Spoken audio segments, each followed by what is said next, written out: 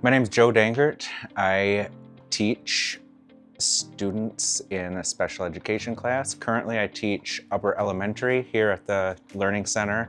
So I have a self-contained class of 3rd through 6th grade students that I teach. I've been teaching special education for 15 years. Well, I always knew I wanted to be a teacher. Once I got in a special ed classroom, I realized that that was where I was being called to teach. So since 2008, I've been teaching special ed exclusively. Specifically, building relationships with the kids is something that I find I have a lot more opportunity to do with small class sizes, and I tend to have students multiple years in a row, where in a general education classroom, that really wasn't an opportunity for me to have. So I get to build some long-term relationships with students, which is, to me, like one of the most exciting and important parts of the job.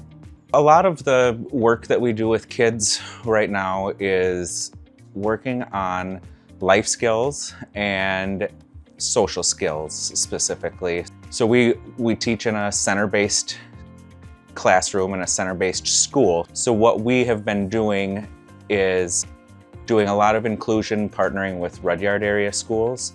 And so specifically my class this year is going 5 days a week and participating in an inclusive PE class, which has been kind of sponsored and funded partly through Special Olympics of Michigan.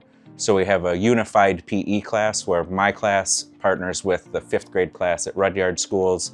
We go to PE with them 5 days a week to try to work on building not only physical skills, but also social, emotional skills and friendships with the general education peers that my students have in 5th grade at Rudyard schools.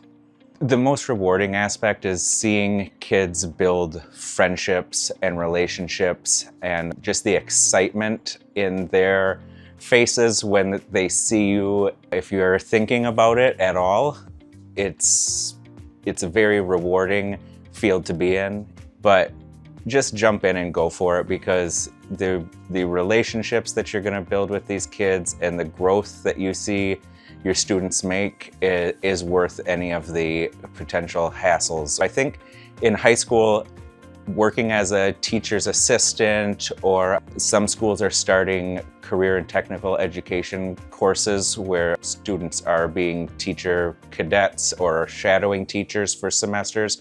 So I think get involved in a program like that, or a mentoring program, and work with some students, some younger students. And if you are thinking about going into special education, get in and talk to some teachers, work with some students with disabilities, and see how you like it.